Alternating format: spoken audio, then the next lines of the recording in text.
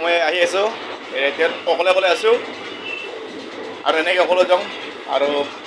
এনেই ল'ৰা ছোৱালীৰ পৰীক্ষা আৰম্ভৰ কাৰণে মই ল'ৰা ছোৱালীক লৈ দেখুৱাব নাপালোঁ বিভিন্ন ফেমিলিবিলাক আৰু অকলে যাই আছোঁ আৰু বৰপেটা নামি কিনে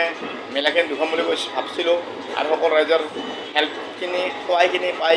আকৌ গুচি আহিব লাগিব ইণ্টাৰচিটিত নিশ্চয়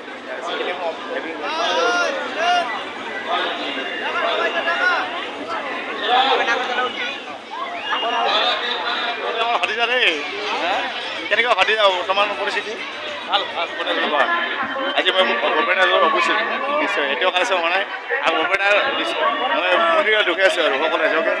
চাহ যে মই তথাপি মই দেখুৱাম আশা কৰিছোঁ সকলো চাব নাপাহৰিব কাৰণে দেখুৱাই আছোঁ এটা দেখুৱাই আছোঁ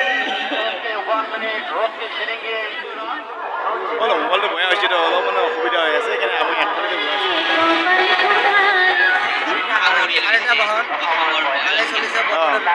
ঠিক আছে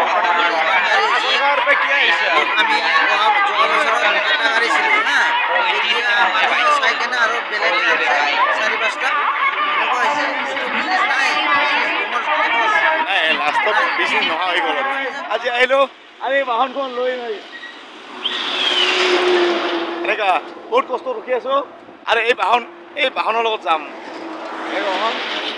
এতিয়া মই সকলো ৰাইজৰ লগত আছোঁ দাদা হ'লে আহক মোক অলপ লৈ যাওক হেল্প কৰক চাওক এই লাইটখিনি পোহৰত মই দেখুৱাইছোঁ এতিয়াও মানিকপুৰ আহি গ'লোঁ নিশ্চয় মানিকপুৰ থানাৰ সন্মুখত আছে আৰু লগতে মই টোলগেটলৈকে যাব পাৰি মই বিজনেছ ঘৰৰ সকলো ৰাইজে জানে ভিক্ষা কৰি আহিলোঁ দেই আজি বেগখান কিন্তু ইমান জমা হোৱা নাই কেনেকৈ দেখুৱাম এই দাদাই দেখুৱাই দিয়কচোন বেগখন সকলো ৰাইজক ভিক্ষা কৰা বেগখন দেখুৱাই দিয়ক এইটো মোৰ এইখিনি সম্ফল আৰু এই সম্ফল লৈ আহিলোঁ দুখীয়া হিচাপত আৰু দাদা হ'লে মোক উপকাৰ কৰিলে